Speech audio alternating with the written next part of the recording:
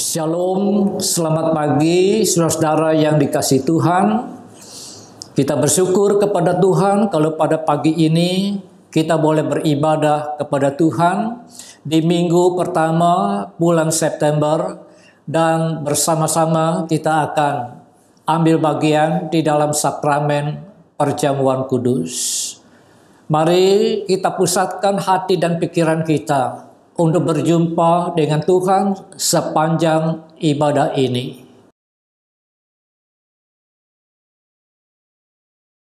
Kiranya kasih karunia, damai sejahtera dari Allah Bapa yang kekal, anugerah Tuhan Yesus Kristus, serta persekutuan Roh Kudus menyertai kita semua di dalam ibadah pada pagi ini. Bapa kami yang bertahta di dalam kerajaan surga, kami datang kepadamu pada pagi ini dengan bersyukur, berterima kasih atas segala anugerah kasih sayang Tuhan kepada kami, di mana pada pagi ini kami boleh menghampiri tahta Tuhan yang kudus.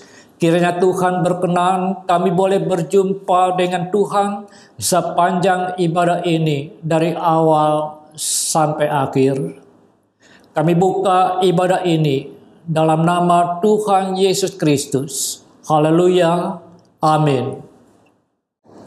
Mari bersama-sama saya mengajak kita sekalian memuji nama Tuhan yang berjudul Tiada yang seperti Engkau.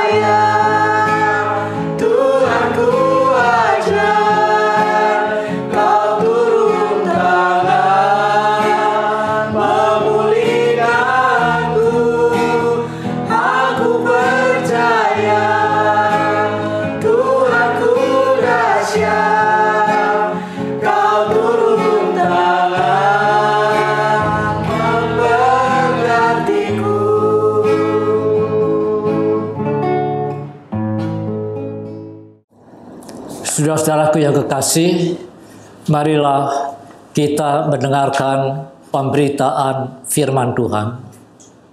Sebelumnya, mari kita bersatu di dalam doa. Allah Bapa kami yang bertahta dalam kerajaan surga, segala puji syukur kami panjatkan kepada Tuhan yang mengasihi kami. Tuhan, kami ingin mendengarkan sebagian dari firman-Mu pada pagi ini. Biarlah firman yang diberitakan ya Tuhan boleh menjadi berkat di dalam kehidupan kami. Biarlah firman Tuhan senantiasa kami renungkan, kami hayati, dan kami ingin menjadi pelaku-pelaku dari firman-Mu ya Bapa. Tolong kepada hamba-Mu yang sederhana ini, kiranya jadikan ia sebagai saluran berkat dari firman Tuhan yang kudus dan berkuasa. Dalam nama Tuhan Yesus Kristus kami berdoa. Haleluya. Amin. Saudara-saudaraku yang dikasihi Tuhan, sampai hari ini COVID-19 yang sudah berlangsung selama 1 tahun 7 bulan belum menunjukkan tanda-tanda akan berakhir.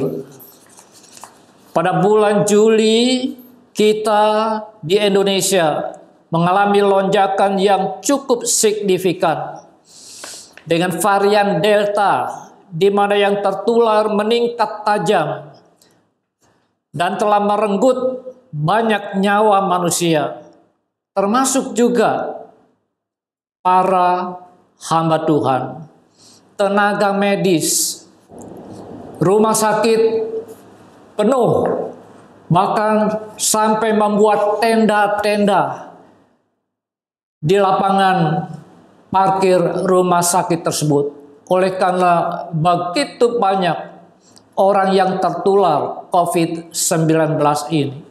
Demikian juga Wisma Atlet hampir penuh oleh karena begitu banyak orang yang datang karena tertular oleh COVID-19 ini. Tetapi kita patut bersyukur kepada Tuhan serta memberikan penghargaan yang tulus kepada pemerintahan Jokowi serta para tenaga medis yang telah berjuang, bekerja siang dan malam tanpa mengenal lelah untuk mengatasi lonjakan virus ini, sehingga kemudian terjadi penurunan yang cukup signifikan. Hingga saat ini, menurut keterangan pemerintah, jumlah rakyat yang telah menerima vaksin telah mencapai lebih dari 100 juta orang. Dan masyarakat semakin sadar perlunya vaksinasi. Belum selesai dengan virus varian Delta ini, kini kita mendengar berita bahwa muncul varian baru di negara Kolombia yang dinamakan varian MU, bukan Manchester United, tetapi varian baru dari COVID-19 ini yang katanya resistensi terhadap vaksin. Tetapi kita berdoa dan berharap kepada Tuhan supaya melindungi masyarakat dan bangsa kita, agar kiranya varian yang baru MU ini tidak masuk ke Indonesia. Hari ini masih diperlakukan PPKM level yang ketiga. Itu sebabnya kita belum bisa beribadah secara tatap muka, sekalipun kita sudah rindu untuk bisa beribadah di dalam rumah Tuhan. Oleh karena kita menghormati kebijakan pemerintah demi keselamatan kita selaku masyarakat. Marilah kita tetap berseru dan mohon kemurahan belas kasihan Tuhan sehingga badai COVID-19 ini dapat segera berlalu. Saudara-saudara yang kekasih, pada pagi hari ini saya ingin membacakan 2 bagian dari Alkitab. Saya akan membacakan dari kitab Yesaya pasal 5 ayat 1 dan 2. Demikian firman Tuhan. Aku hendak menyanyikan nyanyian kekasihku tentang kebun anggurnya. Kekasihku itu mempunyai kebun anggur di lereng bukit yang subur.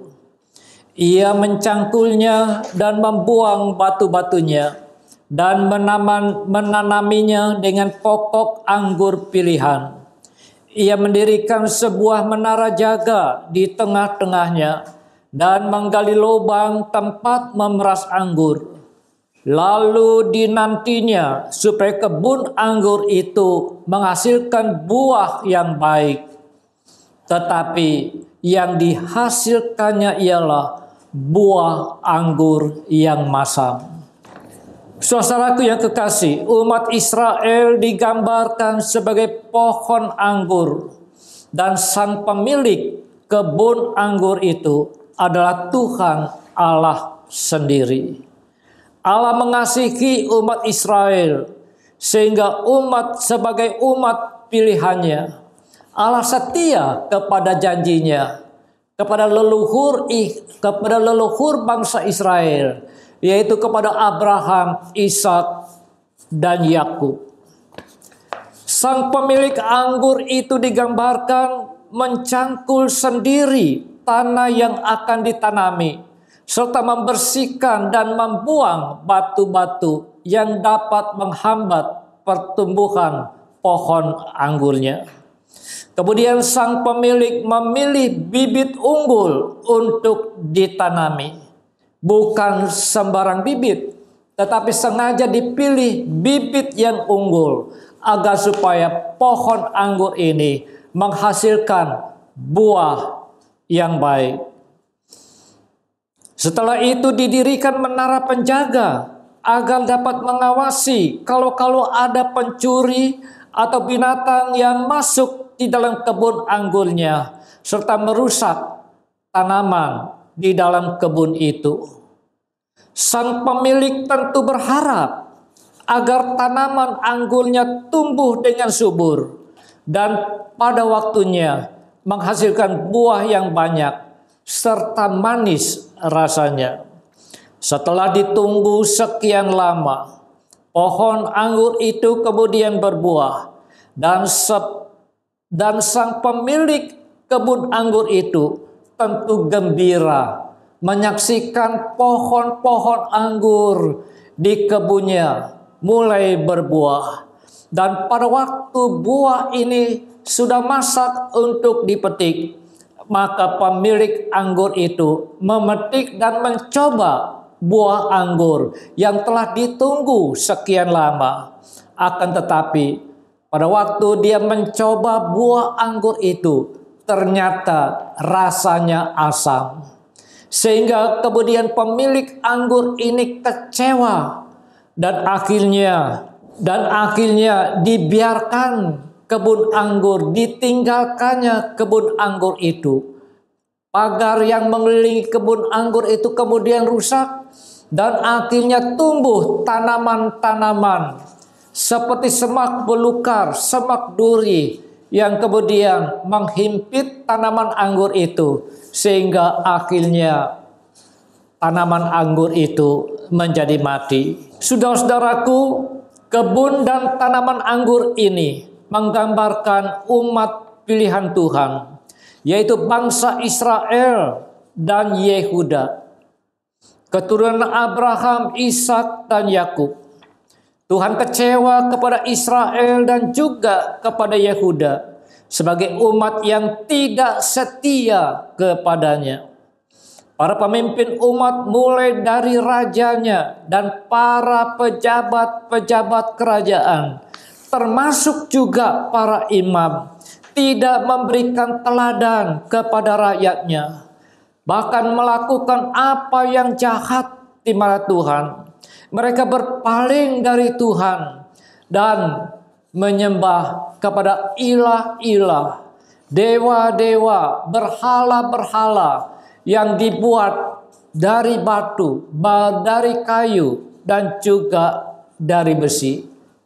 Firman Tuhan kepada Yesaya, "Lihat, umatku telah berpaling daripadaku, dan mereka menyembah kepada berhala-berhala. Sekalipun berhala itu mempunyai mulut, tetapi tidak dapat berbicara.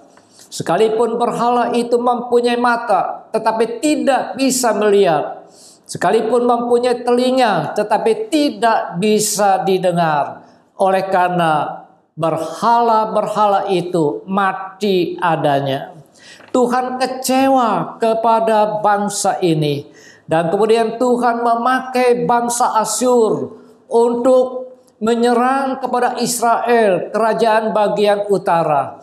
Dan kemudian juga Tuhan memakai kerajaan Babilonia yang menggantikan kerajaan Asyur untuk menyerang kepada umat Yehuda, kerajaan di bagian selatan.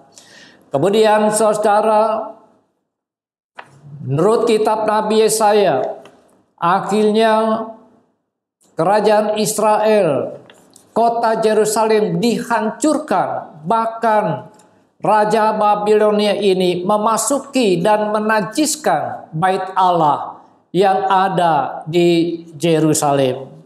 Dan kemudian rakyat kerajaan Yehuda akhirnya ditawan dan dibuang sebagai tawanan di kerajaan Babilonia selama lebih kurang 70 tahun lamanya. Mengapa, saudara? Tuhan memakai bangsa penyembah berhala untuk mengalahkan umatnya, untuk menindas umatnya, dan untuk menawan umatnya ini. Oleh karena Allah kecewa kepada umatnya. Allah merasa bahwa mereka telah membuang Allah yang hidup dan menggantikan dengan ilah-ilah yang mati. Raja melakukan apa yang jahat di mata Tuhan, dan rakyat mencontoh apa yang dilakukan oleh pemimpinnya, oleh rajanya. Bahkan raja itu membuat bukit-bukit penyembahan berhala, dan mereka dengan tega mempersembahkan anak-anak kepada dewa Moloch, dikorbankan kepada dewa Moloch. Sekalipun saudara, umat Yehuda pada waktu itu juga suka beribadah di dalam rumah Tuhan.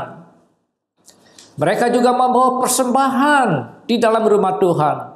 Akan tetapi Tuhan benci kepada umat ini, karena umat Tuhan telah mendua hatinya.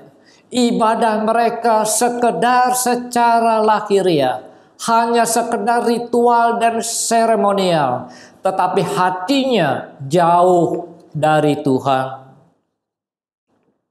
Dalam situasi yang demikian, Tuhan mengutus hambanya, yaitu Nabi Yesaya, untuk menyampaikan firman-Nya, serta memperingatkan berulang-ulang kepada Israel dan juga kepada Yehuda, apabila mereka tidak bertobat dan kembali kepada Tuhan, maka Tuhan akan murka kepada umatnya ini.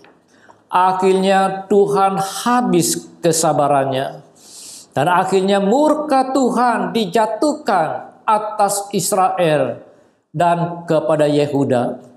Israel akhirnya ditawan oleh kerajaan Asyur, dan Yehuda dibuang ke tanah Babilonia. Kota Yerusalem diserang dan dihancurkan oleh kerajaan Yehuda ini. Saudara, pada waktu umat Yehuda ini ditawan dalam pembuangan, mereka merasa kehidupan mereka ada di dalam masa yang gelap. Mereka menyesal. Mereka berharap dapat kembali ke kota Yerusalem. Mereka mengingat kepada Allah mereka. Di tengah-tengah penderitaan mereka, Allah yang Maha Kasih memberikan penghiburan melalui firman-Nya kepada Yesaya, bahwa Tuhan Allah akan mengembalikan umat Yehuda ini apabila mereka sungguh-sungguh mau kembali kepada Allah Israel. Saudara-saudara yang dikasihi Tuhan, di sini kita melihat bahwa Tuhan Allah yang disembah oleh umatnya itu adalah Allah yang Maha Kasih. Akan tetapi di samping itu, Allah juga adalah Allah yang Maha Adil. Keadilan Allah menuntut bahwa dosa harus dihukum. Demikian saudara, kita sebagai umat Israel rohani, Tuhan mau agar supaya kita mentaati akan segala perintah-perintah Tuhan yang terdapat di dalam firman-Nya, agar supaya kita tidak dibuang oleh Tuhan, melainkan kita dikasihi oleh Tuhan sepanjang kehidupan kita. Sekarang saya ingin mengajak kita semua membaca Alkitab bagian yang kedua. Saya membacakan dari kitab Injil Yohanes pasal yang ke-15 ayat 1 sampai dengan 8. Demikian. Akulah pokok anggur yang benar, dan Bapakulah pengusahanya. Setiap ranting padaku yang tidak berbuah, dipotongnya, dan setiap ranting yang berbuah, dibersihkannya, supaya ia lebih banyak berbuah. Kamu memang sudah bersih, karena firman yang telah kukatakan kepadamu. Tinggallah di dalam aku, dan aku di dalam kamu. Sama seperti ranting tidak dapat berbuah dari dirinya sendiri, kalau ia tidak tinggal pada pokok anggur. Demikian juga kamu tidak berbuah, jikalau kamu tidak tinggal di dalam aku. Akulah pokok anggur, dan kamulah ranting-rantingnya. Barang siapa tinggal di dalam aku dan aku di dalam dia, ia berbuah banyak. Sebab di luar aku, kamu tidak dapat berbuat apa-apa. Barang siapa tidak tinggal di dalam aku, ia dibuang keluar seperti ranting dan menjadi kering. Kemudian dikumpulkan orang dan dicampakkan ke dalam api, lalu dibakar. Jikalau kamu tinggal di dalam aku, dan firmanku tinggal di dalam kamu, mintalah apa saja yang kamu kehendaki, dan kamu akan menerimanya. Dalam hal inilah Bapakku dipermuliakan, yaitu jika kamu berbuah banyak, dan dengan demikian kamu adalah murid-muridku. Tuhan Yesus memberikan perumpamaan kepada murid-muridnya tentang pokok anggur yang benar. Yesus mengatakan bahwa dirinya adalah seumpama pokok anggur yang benar, dan para murid adalah ranting-ranting dari pokok anggur itu. Tugas ranting di dalam pokok anggur adalah untuk menghasilkan buah, bukan sekedar berbuah, tetapi berbuah banyak. Bila ranting-ranting itu tidak berbuah, maka ia akan dikerat, dipotong, dan menjadi kering, lalu dibakar. Demikianlah umat Yehuda di dalam kitab Yesaya pada bagian pertama tadi. Oleh karena kehidupan mereka yang tadinya diharapkan mengeluarkan buah yang banyak, buah yang manis rasanya, akan tetapi mereka telah gagal dan akhirnya dibuang ke Babilonia selama lebih kurang 70 tahun lamanya. Saudara-saudaraku yang kekasih, kita diumpamakan sebagai ranting-ranting dari pokok anggur, yaitu Tuhan kita Yesus Kristus. Apa sebetulnya yang menjadi syarat agar supaya ranting-ranting dalam pokok anggur itu bisa berbuah dan menghasilkan buah yang banyak? Saudara-saudara, yang pertama kita membaca tadi bahwa ranting-ranting itu harus tetap menempel pada pokok anggur. Dia harus melekat pada pokok anggur itu, karena dari pokok anggur itu ia mendapat makanan dan air yang dialirkan dari pokok anggur itu. Demikian pula dengan kehidupan kita sebagai murid, sebagai pengikut Kristus, harus tetap setia. Melekat artinya kita memelihara hubungan pribadi kita dengan Yesus Kristus. Dan kita harus senantiasa dekat dengan Tuhan. Kita tidak jauh dari Tuhan. Apalagi di dalam masa pandemi COVID-19 ini, Tanpa Kristus kita tidak berdaya. Tapi bersama dengan Kristus kita akan menghadapi COVID ini dengan penuh pengharapan.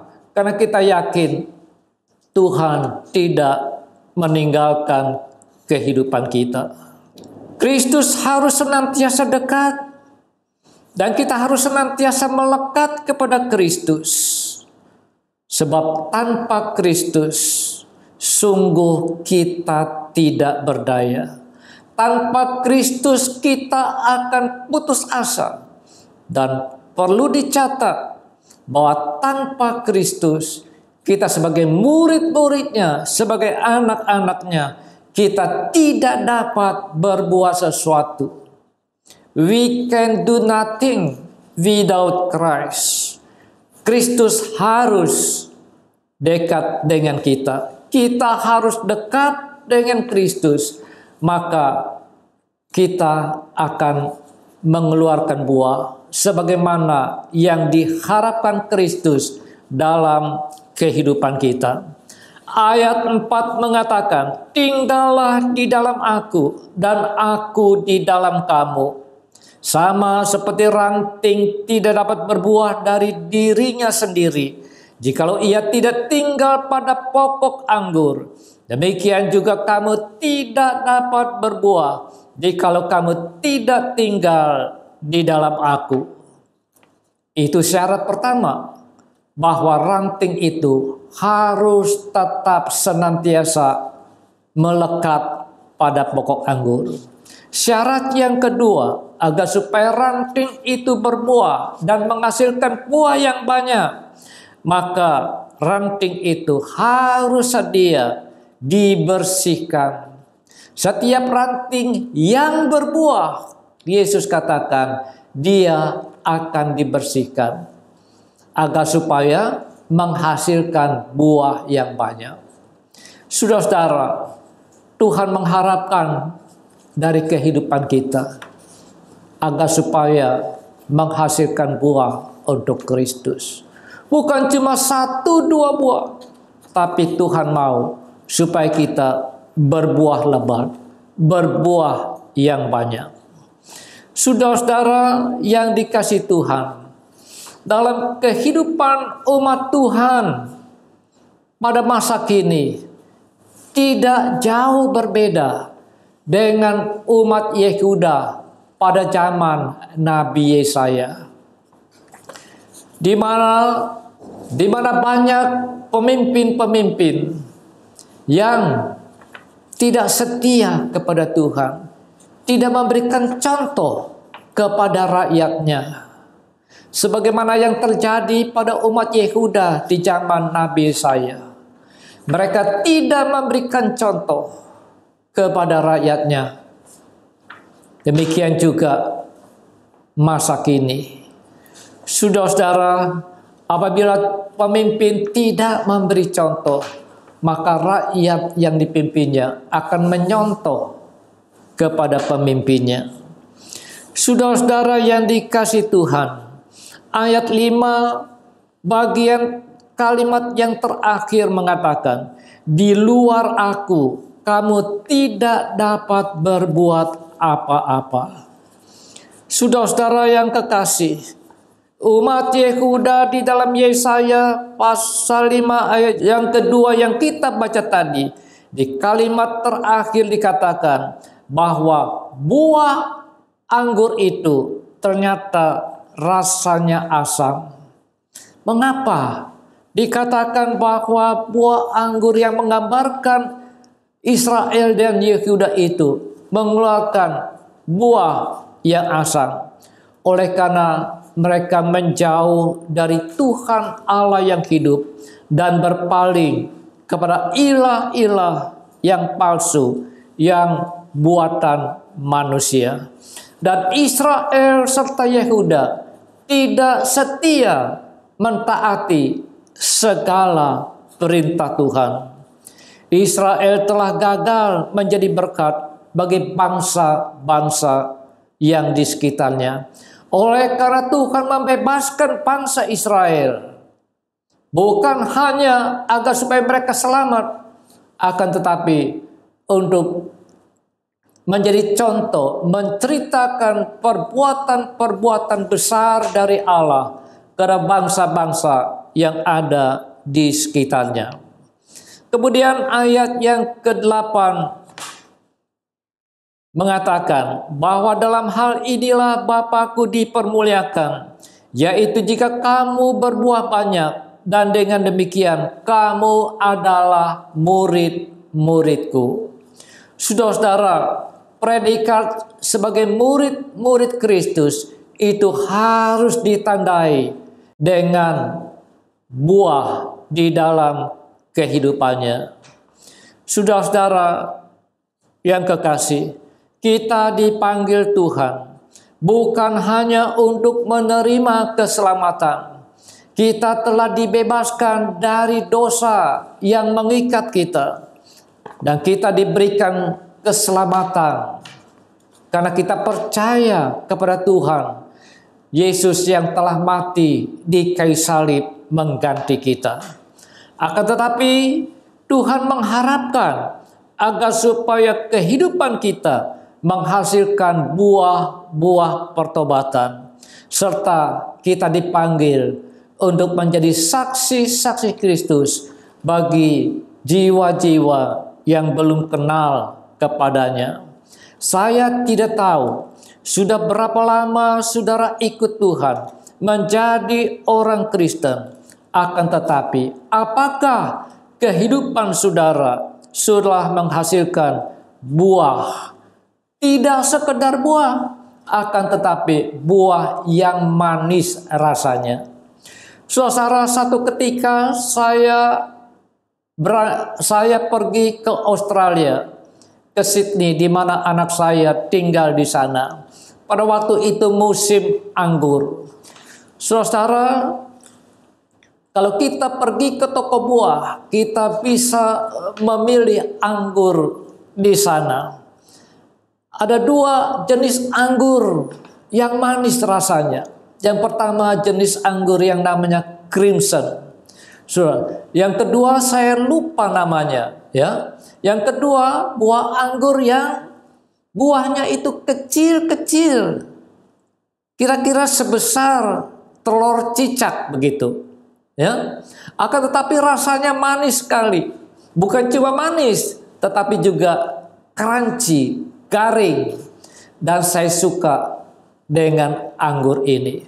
Selain rasanya manis, dia juga garing pada waktu kita makan buah anggur ini. Saudara, kita sebagai orang Kristen tidak sekedar Tuhan panggil untuk menerima keselamatan yang kekal, tapi juga kita harus menjadi berkat bagi orang lain, bagi masyarakat di sekitar kita, mulai dari rumah tangga kita dan juga tetangga-tetangga kita. Marilah saudara, kita mengeluarkan buah yang banyak bagi Tuhan. Buah yang manis rasanya. Buah apa itu?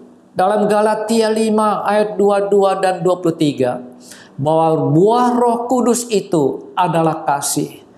Tuhan mengharapkan dari kehidupan kita supaya kita menghasilkan buah kasih. Sehingga kita disukai semua orang.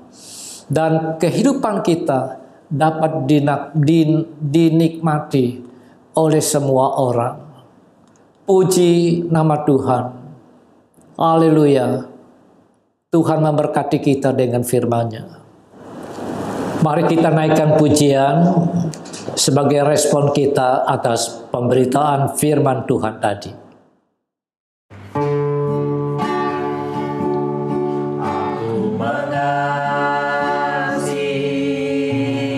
Engkau Yesus.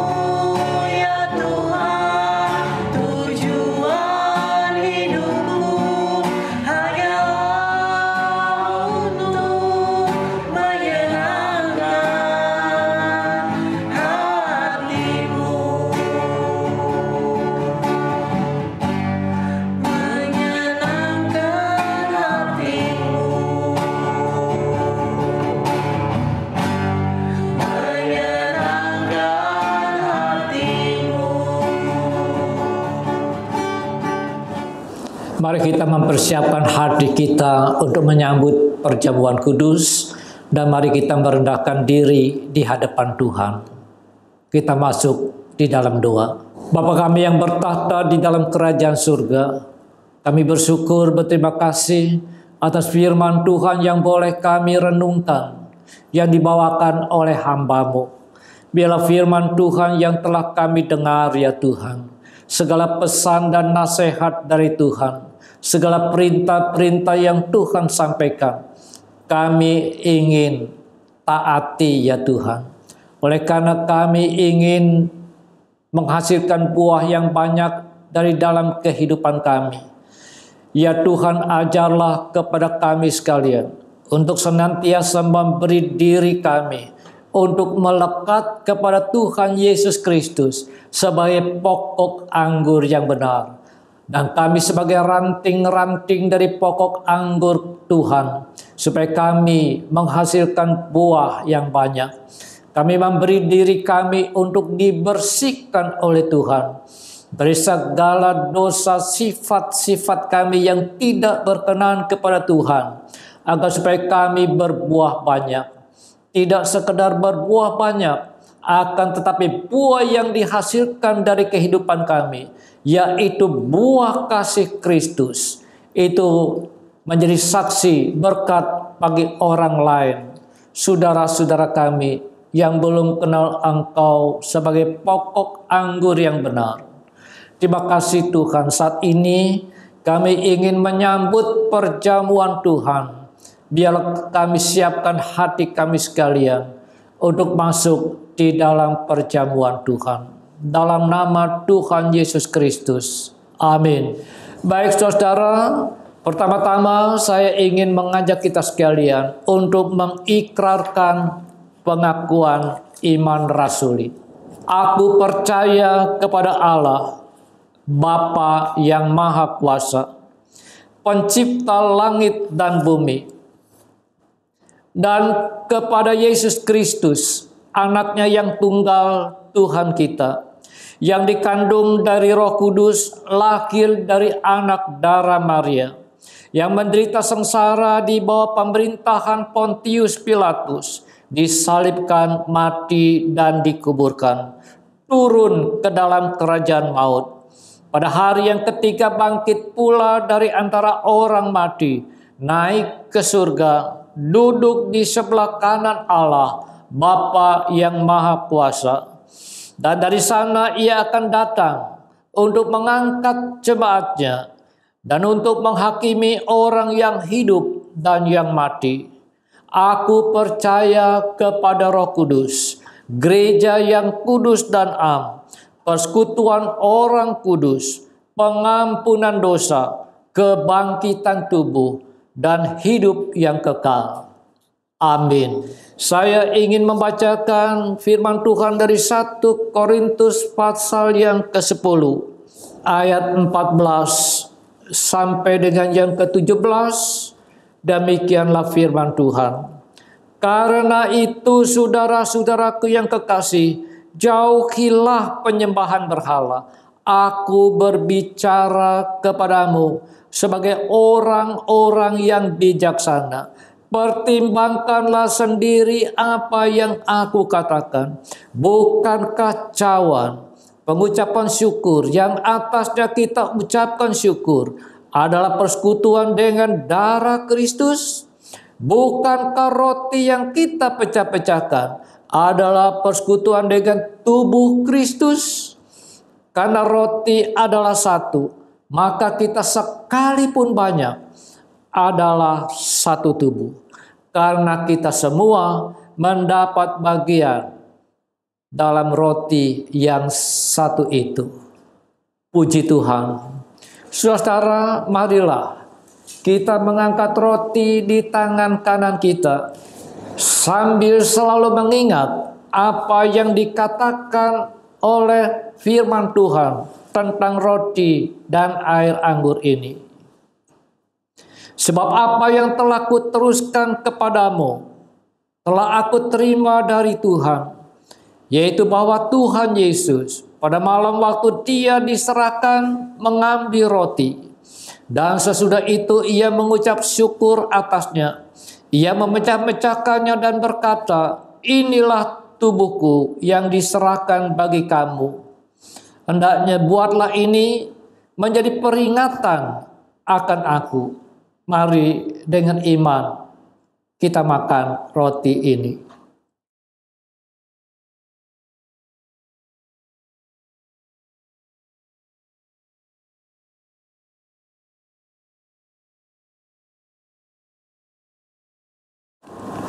Demikian juga ia mengambil cawan sesudah makan, lalu berkata, cawan ini adalah perjanjian baru yang dimeteraikan oleh darahku. Perbuatlah ini setiap kali kamu meminumnya menjadi peringatan akan aku. Mari, saudara, sebab setiap kali kamu makan roti ini dan minum cawan ini, kamu memberitakan kematian Tuhan sampai Ia datang. Mari dengan iman kita minum bersama.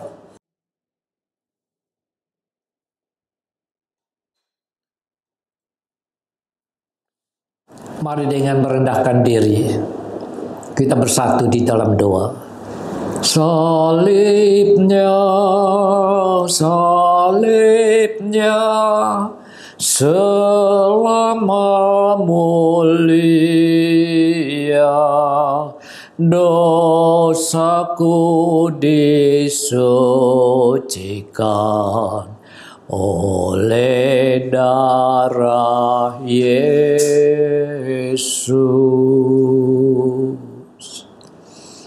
Bapa Surgawi, Bapa dalam Yesus Kristus, Tuhan dan Juru Selamat kami yang hidup, kami bersyukur berterima kasih kalau di minggu pertama bulan September ini kami diperkenan, diberkati oleh firman kebenaran-Mu, dan juga kami boleh ambil bagian, makan dan minum dari perjamuan kudus yang mengingatkan kepada kami semua, ya Tuhan, bahwa Tuhan mengasihi kami. Dan Tuhan mau supaya kami tetap melekat kepada Yesus Kristus sebagai pokok anggur yang benar, supaya kehidupan kami berbuah banyak dan berkualitas, sehingga kehidupan kami menjadi berkat bagi orang lain. Dalam nama Tuhan Yesus Kristus kami berdoa.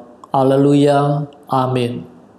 Saudara-saudaraku yang dikasihi Tuhan, marilah kita membawa persembahan syukur kita kepada Tuhan. Siapkanlah di amplop yang telah disiapkan, dan silakan saudara dapat mentransfernya ke rekening BCA milik dari Kanaan. Persembahan akan dikumpulkan oleh bendahara.